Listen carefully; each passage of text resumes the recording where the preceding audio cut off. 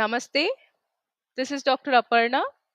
I am your emotional healing synergist. I am an Ayurvedic psychotherapist, a passionate infopreneur, edupreneur, medical writer, and now a budding YouTuber. Today, every week, on my pursuit to address, promote, and propagate Ayurveda and psychotherapy globally, I come up with discussions on Ayurveda, mental health, psychotherapy, and all the health related aspects. So, today's discussion is something very special to me because being a healthpreneur, knowing more about and a budding healthpreneur, knowing more about healthcare startups and being a healthpreneur has always been my aspiration.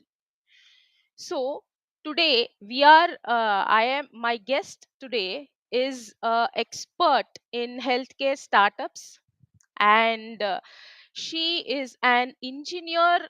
She's an master's in engineering turned healthcare entrepreneur. That's really exciting to me. And she is the CEO of Prameya Health Private Limited, founder and director at Stratist, co-founder and director at Gudi, and she's also advisor for the Iron Lady group.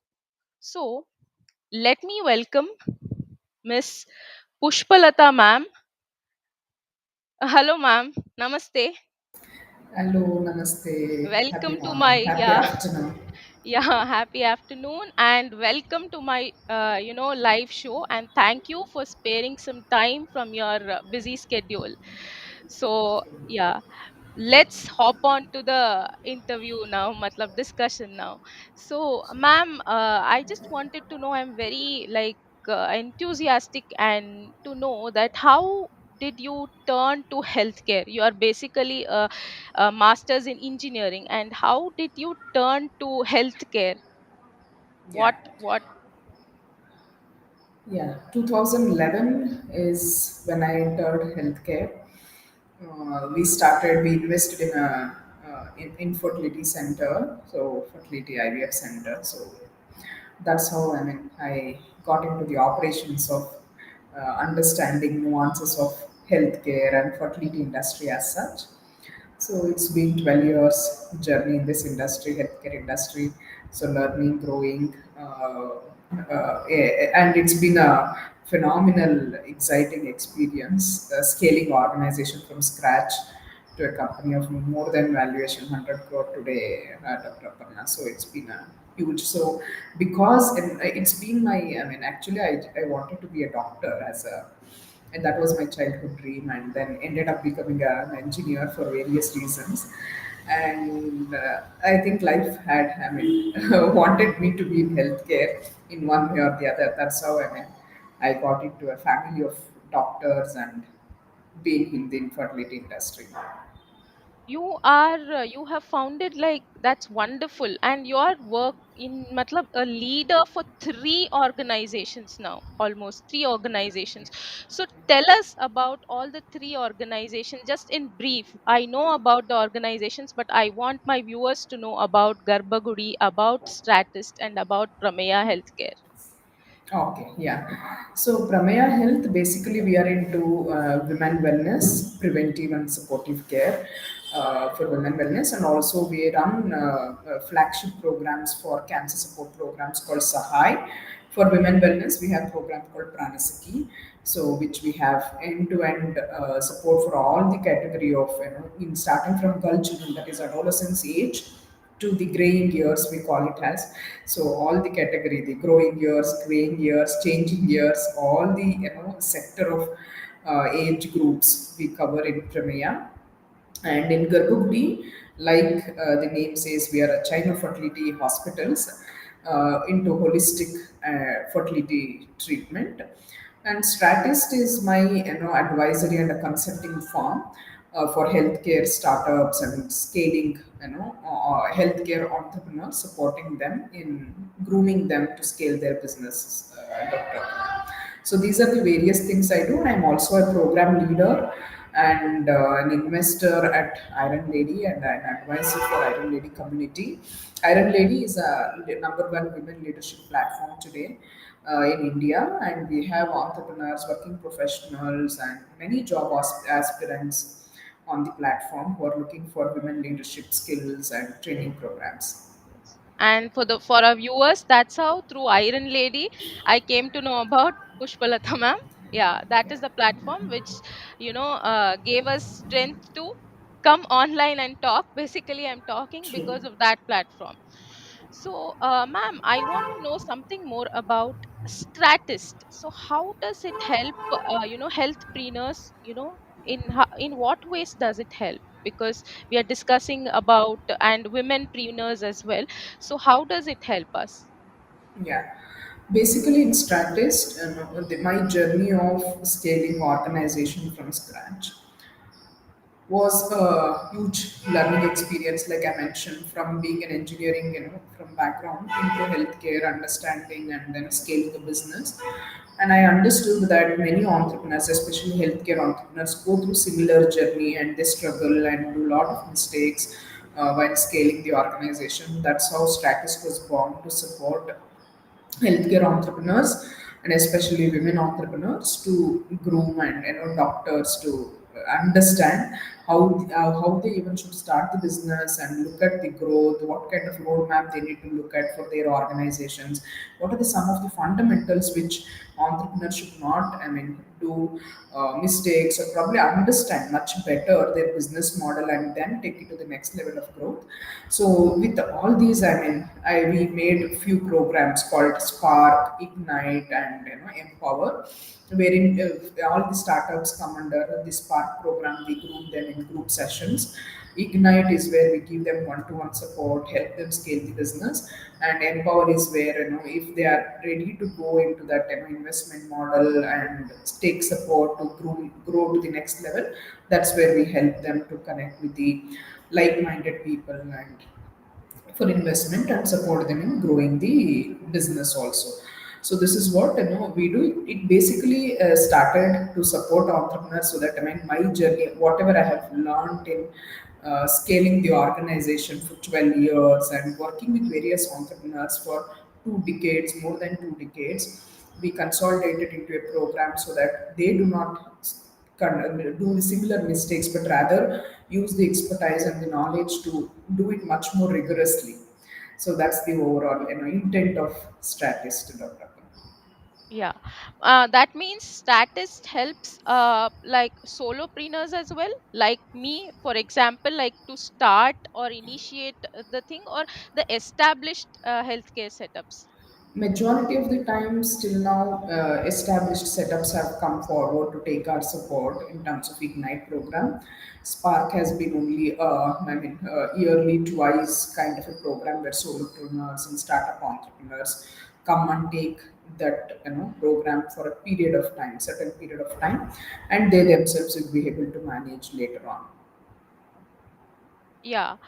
Uh, this I am, I am a mental health professional. I am an Ayurvedic psychotherapist, Yeah. and I was amazed when you talked about a concept called detached attachments, when I heard you speak of that. But it was very short. I just want to know, and when I see your profile as well, now it is written that having detangled the knots of personal and professional equations. I just want to know what is the concept of our viewers, like from the basic, what is the concept of detached attachments, and where all it can be used, like how it is used, because I was amazed to know the concept. I think our viewers will be also.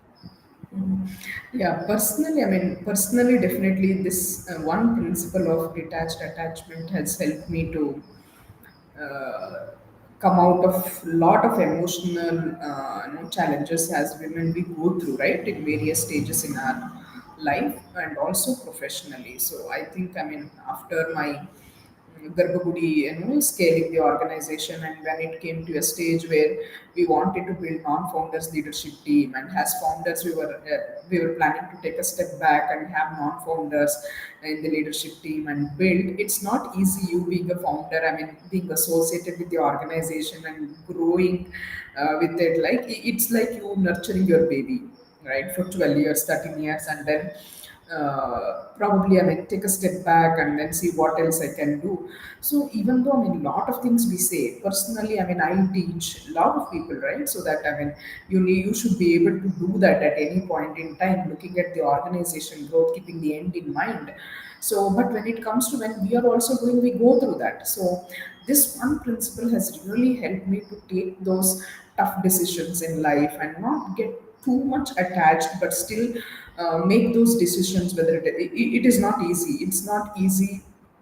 As I say here, I went through it personally and I'm able to deal with it much more effectively because I understand the depth in which we need to master this game of detached attachment. So hence I was able to, I mean, take that a step back from the Gudi and say that let's have a non-founder leadership team, at least for operations to begin with, so that organization can grow to the next stage where I mean we should be able to. My time is limited, so again I mean we need to focus on a lot of other things in the organization. So that's exactly where I took a step back in the functional role of the operations, and then brought in a new set of people to build the organization. So practicing it day in day out, even in my personal life and the professional life, has given me a lot of emotional stability, and also a lot of time for me to reflect and then take the next probably the next step, growth step for myself and for the organizations, Dr. Aparna. It's not easy, but it's implementable one. You we can, I mean, practice that. Only thing what I invite or probably suggest everyone is that having that self-awareness as the key, that why am Can I you doing, what define am I it for our doing. viewers, ma'am? Can you define it Yeah. for our viewers? What is it actually? Because many people don't know. Yeah, so attachment always, I mean, when you start doing something, definitely the attachment comes in, right? But there will be certain, I mean, decisions where probably as a founder or as an entrepreneur, you got to take for the next level of growth of the organization, for organization and personally for ourselves. So taking a step back, saying, how can I make it happen for the organization, also being part of the organization. It is not that I leave that organization and then come out and then do, right, it being there as a part of the organization but not getting attached to the power position, right? What will I get, what will I lose. So all these things is the trauma what I mean really actually entrepreneurs go through when they take few transitions in life. So but still I've seen many entrepreneurs, especially even the solo entrepreneurs, like I mean I've seen, Yeah. get one team and give them, delegate your task and get them to do, and even managing people who are much much more capable than you, right, giving them that space for them to operate, for them to take decisions. Even that is also a detached attachment which we need to practice. Not that I expect my team to come to me every time to ask every small decisions to happen. Probably I give them that kind of a space, allow them to make decisions, and definitely mistakes will happen as they learn, but give them the framework in which they can operate out of. That is detached attachment. Have a framework, right, so that you do not, I understand the risk associated, right, when it comes to definitely business there are a lot of risk associated. Money can be one thing, business model is another thing. So there are a lot of, I mean, risk associated, especially being from healthcare. It's really tough to make those decisions, but give them a framework saying, I mean, these are the things which they can really make decision and take it forward, but at the same time hold on to these fundamentals, so that you do not do that similar mistakes what we did in the initial stages. So that's detached attachment. Give them a framework so that you are attached with the team, and team knows that you are there. Even if something happens, they can come to you, approach you and get your support, but at the same time they have that framework for them to operate. Yes. Do right? this concept, detached attachment, help us in our daily lives, like in our personal lives, apart from the professional life, from the personal life? Because we are talking about women here. Women have many roles to play other than, professional roles. So, does it help? Does this help in the personal life as well? Definitely. I'll just give you an example. I've been, working starting from my uh, college days, right? So, one as soon as I finished my engineering, this next day after my exams, I was at my work. So that's how it has been. So it's been continuous. I think hardly I've taken 3 months of break in my career life.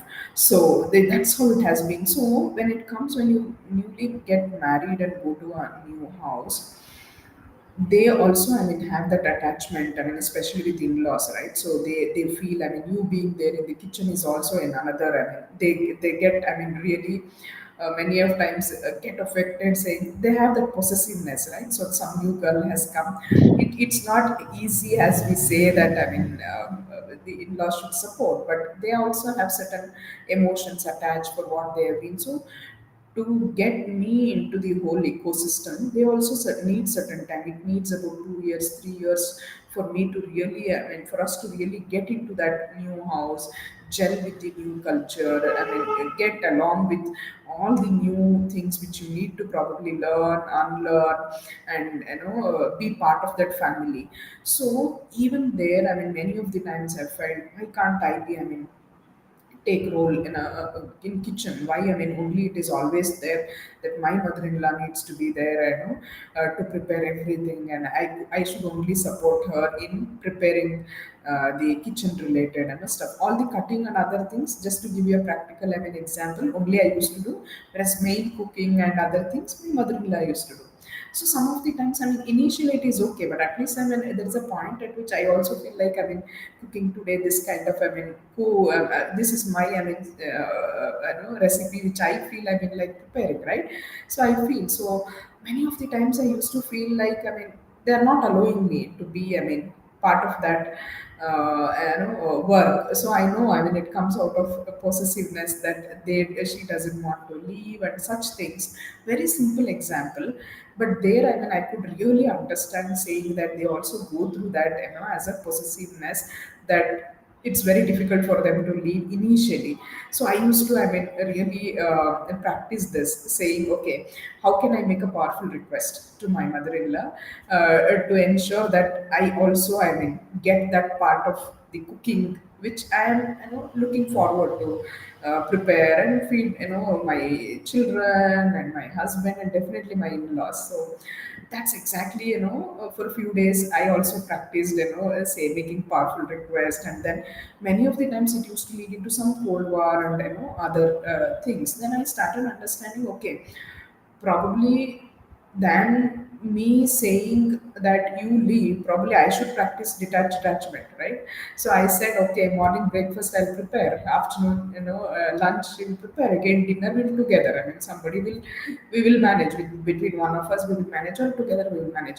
So that's when, I also took a step, one step ahead. She also, came one step ahead, and that's how it happened. So even small things like this, right, it, you practice saying, okay, I understand what you're going through, so let's, probably support each other. I can support you for breakfast, you support me for lunch, and together we'll prepare dinner if we are, there together.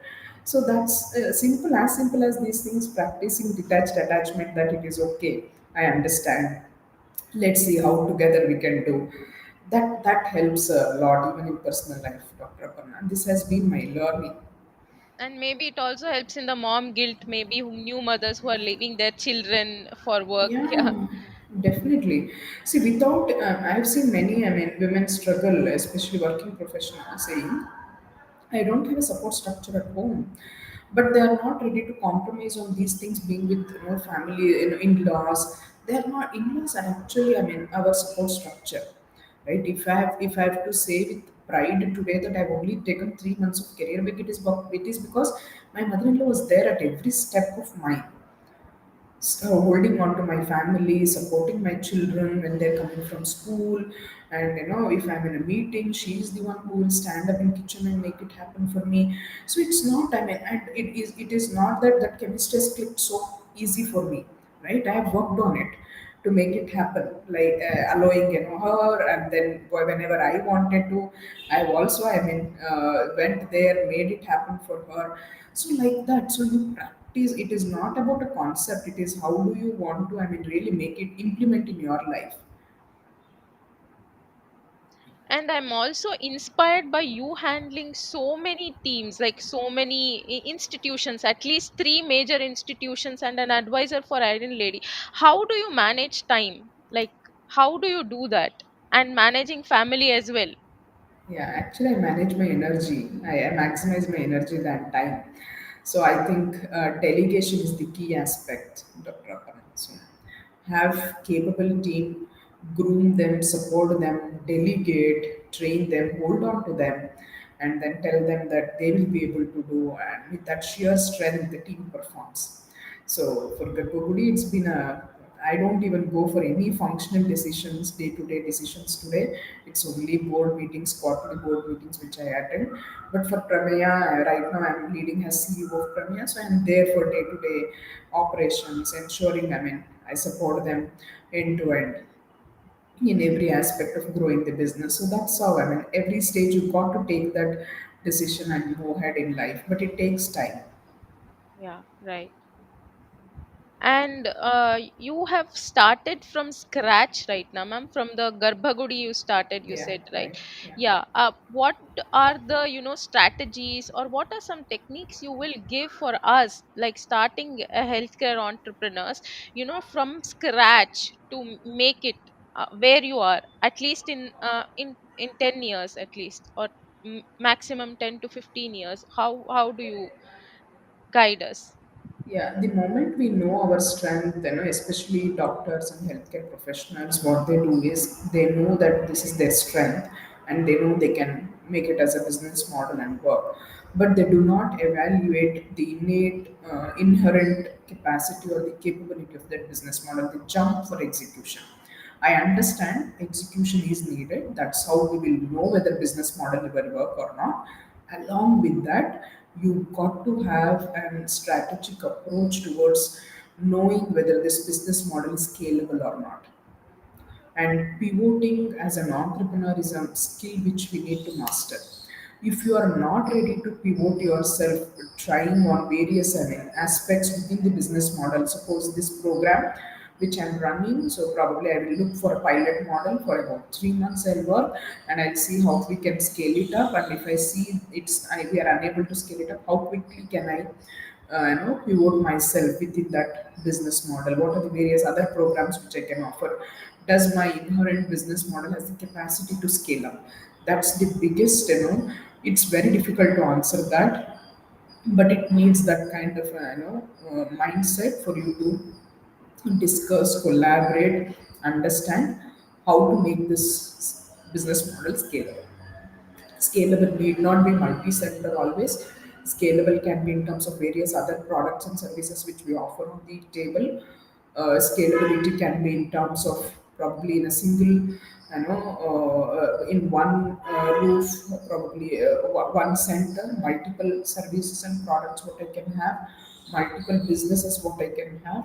Anything scalability, right? It depends on individual business model. So if you are not ready to answer these tough questions, then you will waste a period of time in scaling and a business model which do not have the inherent capability to scale, which do not have that capability to have that kind of a cash flow. And what do you say about the revenue? Because to you, to go up to the Garbhagudi, to go to 100 crore mark, then there should have been investment, right? A heavy investment. What do you have to say about the revenue for startups? Yeah, actually, I mean, not that every infertility industry, I understand it has that inherent capability and the capacity to scale, because there is such need in the market today. And like, I mean, infertility industry, a lot of other, I mean, products and services in healthcare are scalable. Only thing is that focus and understanding how to scale it. right? How to take that step at a time and then grow it, stabilize it, and then grow it, stabilize it, and then scale it. And I feel majority of the time entrepreneurs lose that kind of a focus when they're doing, and also lose the intent and the energy while doing. So hold on to the intent and the energy, be focused, but also make those tough decisions.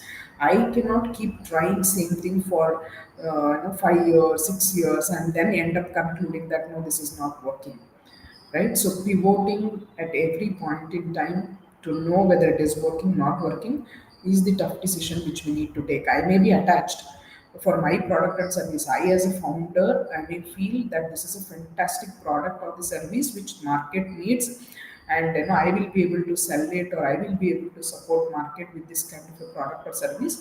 But is market ready to accept your product or service at the rate? Is market ready to buy at the rate which you want to sell, right? These are, I mean, I find founders go through this conflict within, so unable to probably conclude saying the products or the services which they want to offer is not sellable at a current rate, or the price at which they want to sell, and also understand and digest the truth of not being the scalable model. So they keep trying. So that's the wrong thing which we do. And one more thing, when the Garbhagudi was completely successful, you came into 100 crore business and you're an advisor at Iron Lady. Everything is going fine.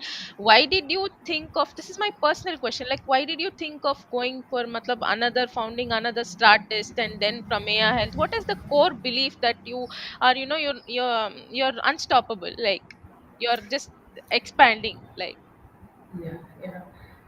Garbhagudi, there comes a point, for every entrepreneur, founder, saying there are, I mean, organizations grow beyond you, beyond founders. Okay, so that's the exact step and a point which probably I need to realize whether I want to be part of that growing organization, or I want to try something else. It's been 12 years of journey with Garbhagudi, so I really felt I need to give that kind of a space for new set of people to come in who can be part of the organization and take it to the next level, and I can be there supporting at the board level in the strategic aspects, the growth aspects which I can support. And I also, as a person, it's my persona, right? I also, as a person, I mean, look at different aspects in healthcare which I want to explore and invest and expand, scale. So it comes as an individual persona, Dr. Aparna. So I feel, I mean, in That's what healthcare I I want to know. should, What is that yeah. core belief that you're just I unstoppable? I feel, I mean, we should do justice to human potential. If you know that you have that inherent strength of building, organizations, I think that should not stop you to hold on to one organization. Probably we should figure out ways in which you can get that into a stable mode and also support them. It is not that I've come out and organization will fall apart, right? What happened with Infosys or so? I mean, they frequently founders need to come back and then hold it and then grow it to the next stage, but still sustain, hold on to the organization, and also make, I mean, few other decisions, few other investments. All, eggs in one basket is always a risk. So go look for other opportunities, and if you get opportunities, definitely we should explore. Never restrict yourself, but it comes as an individual person. Not many people do these things, so they feel, I mean, they should give themselves for one cause and one purpose. But I've always been like this, and I find a purpose, I find a vision for which I attach to, then I see that I can give myself at least 3 years, 4 years, and then take the next step. And coming to the women wellness, Prameya Healthcare is mainly women wellness, right, ma'am? Yeah. Right, yeah. So, how did you think of entering into the women wellness there? Like, Yeah. and what does it actually do? From if females want to come to Prameya Health, how should they approach, and what kind of females can approach there? How do they get support? Yeah, yeah. So actually, as I was growing Garbhagudi, like every entrepreneur who looks for a mentor to scale the organization and I need to have my, I mean, one ecosystem for which with whom I can go discuss and then see what I need to do, right? So in that quest to find a mentor, I was blessed enough to get very good mentors in my life at various stages in my life. So one such mentor is Mr. Sudhir Pai. He is the ex-CEO of Vikram Hospitals. So I met him and then discussed on various aspects of Gurbagudi's growth. He was, I mean, really very humble enough to support me with his suggestions, and I went implemented and then discussed with him. So Dr. Sudhir Pai has this organization. He had invested. He is the founder of Pramea Health. So this is when he had started this initiative. So when he came to know that I'm looking at in other opportunities and I'm ready to come out of the functional role of Garbhagudi and then be part of other women initiatives, then that's how the opportunity came for me to be part of Pramea, and always working for women community. It is not that I'm biased towards only and I need to work only for women, but I feel I connect myself a lot better when it comes to supporting something for girl children and women. So that's when I heard about women wellness. The Pranasaki as a program which we offer as the wellness partner for women. So I could really connect to the vision of Pramia's vision of building healthy communities so around, so which has been my journey. I've seen my elders and family struggle because of health. I've seen a lot of friends because they haven't taken care of their health, they struggle during their prime ages, productive age. So then I felt, it really resonates with the purpose with which I want to work. And I'm a strong believer of if you can work with a strong purpose and intent in life, money, growth, fame, everything will follow, will come as a byproduct. So you've got to work with that kind of an intent and a purpose for which you want to work. So that's how I came to Tommy and together started this, scaling this business model along with Mr. Sudhir Pai and Dr. Sandhya. She is the managing director, oncosurgeon of Pramea, and I'm the CEO of Pramea. Okay, especially deals with cancer. Prameya especially deals with Yeah, cancer. so we have two programs, core programs in Pramea. One is Sahai. This is the supportive care program for women with cancer. So we run end-to-end supportive care programs for cancer patients. And Pranasati is the end-to-end women wellness program. So it's the, like I said, adolescent to the graying years, every aspect of women's health we cover under Pranasaki. We have a lot of skin, hair care, and overall, holistic lifestyle support programs in Pranasaki. Okay. So normal women can also, like, without illness, can also enroll in Pranasaki or Exactly, okay. yeah. The overall intent of Prameya is to move from illness to wellness, reduce the burden of healthcare cost for an individual. That's one of the key goal with which we work. If you look at the age from when I started probably taking some medical treatment for various age, even as a small kid to till the age I end my life, right? The death, what we call, I would have probably, invested so much in medicines and for to take care of my health and also for my family's health. I would have invested, money to take care. So the overall Pramiya's, our vision is to reduce that healthcare cost for families and for the individual, and reduce the effect of medicines. If I go to a doctor, first thing is I say I have this problem, the one tablet is prescribed. I'm not saying it is wrong. Maybe at that point, that care, that cure is needed. But what next? We don't think on that. For me, that day, that problem is solved, that pain is solved. But how do I ensure that I make it as my lifestyle and it doesn't occur again for me, right? That's exactly where Pramea comes in to support and handhold women to have lifestyle programs. Yeah, that's wonderful. Yeah. So, my next question would be about the, because this is a topic on healthcare startups. So, I my next question would be Stratist. How did you associate with Stratist, and how can it help. So if there is a team of, I think there is a team of two or three doctors who are coming up with some healthcare setup, how will that help? Then how can people, healthpreneurs approach statist? If Yeah. we could, if you could elaborate on that. Yeah, so basically, we are very, I mean, specific in identifying, the business for which Stratus would support. So inherently, there are a lot of steps which we probably evaluate entrepreneurs, healthcare entrepreneurs, or business before even giving our green signal or the intent to support.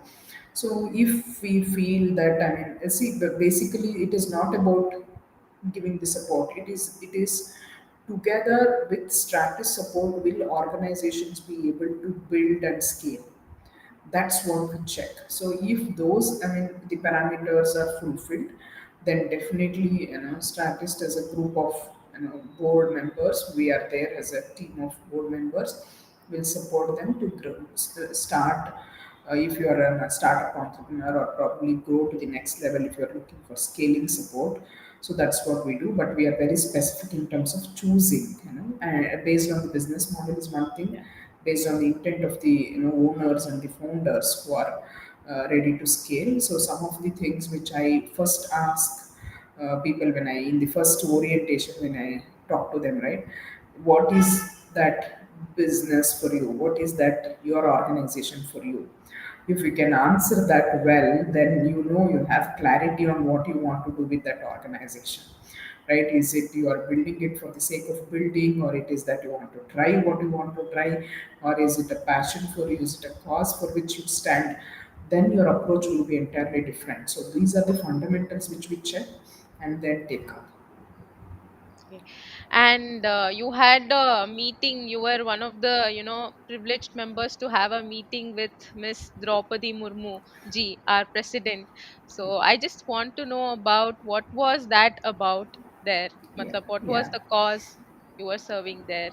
Yeah, one of my friend, Dr. Anindya, she's an ophthalmologist in Ranchi. She works with Medica Super Specialty Hospital. She's a glaucoma surgeon. So, as a part of her practice, she had seen a lot of tribal children coming from various parts of Ranchi for some of the skill development programs, which Medica Super Specialty Hospital used to conduct. So she felt there is a real need to support these girl children in terms of educating them, making them independent, financially independent, and support them with the career. So then, that's when she approached me saying, "I'm seeing this as a need in the, in this community for these tribal children. What we can do? Can we do something?" That's when she approached. We both connect through Iron Lady, so that's how she approached me. And then I saw the kind of, I mean, work she's doing, supporting them, and the potential of those girl children, the way they are learning, the way they are implementing, and the way they are growing in their life. Felt we need to do something. That's when we together started a non-profit organization called Advaith India Foundation, and I'm the president, and Dr. Anindya is the secretary of Advaith India Foundation. And we built a model today, and that is to build the digital landscape for tribal children, the tribal community.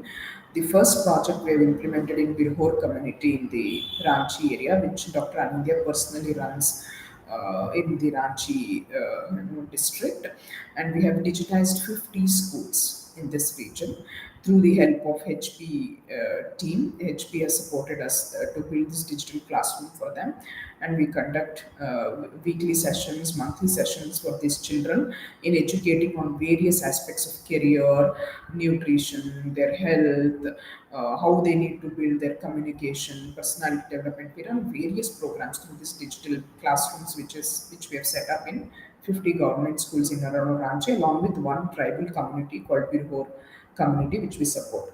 So this project was really liked by Draupadi Murmu ma'am. And when that's the opportunity which we got to go and discuss and then present our project report to Draupadi Murmu ma'am to explain what we're doing. And she's been a great support and great actually appreciator of whatever we're doing in the tribal community. So it's been really fantastic talking to her, meeting to her, twice got the opportunity to talk to her. We're also expecting next level of interaction soon with Draupadi Murmu ma'am. Okay, what is the next plan, ma'am, there? Yeah, so first we have tried with one Virho community. We want to like adopt another tribal community which we are working in Odisha now. So maybe for that we have to meet her soon. All this is free for tribal children? Yes, this is totally, I mean, we raise funds for this cause and we support and we build. This is free of cost. This is a non-profit organization. Amazing, amazing. And one more thing, last but not the least, do you have any message for our women who are watching this today, that how to scale, or how to build, or how to start with their idea of healthcare startups? Yeah, I would address it in twofold, Dr. Aparna. One is about our aspirations to achieve something in life. Another is about our own personal health, which we really miss.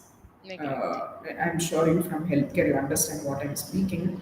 In managing the various roles in life, we tend to unintentionally we neglect our health. Okay, so that's exactly two causes for which I'm standing today to support and build. One is through Pramea, where I support women to build healthy communities. They take care of themselves and also go and then build healthy communities outside, including their family and the society in which they are staying. So that's one thing.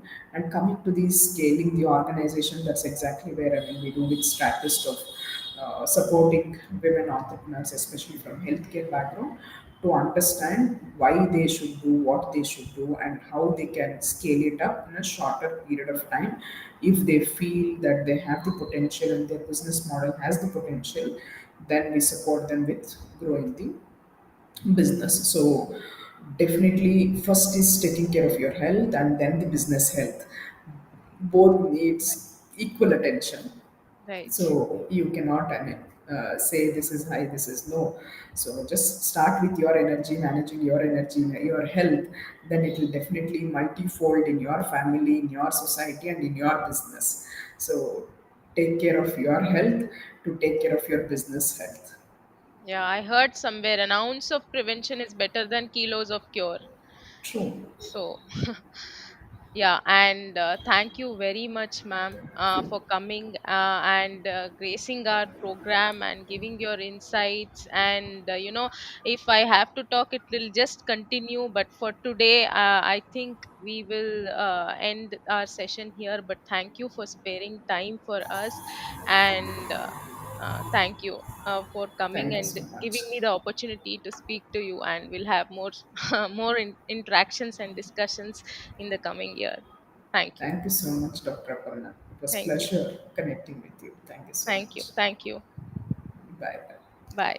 And for our viewers, um, and this was the session, and I was awaiting this session from many days. And thanks for staying tuned. And I'll see you in the next session. So, namaste.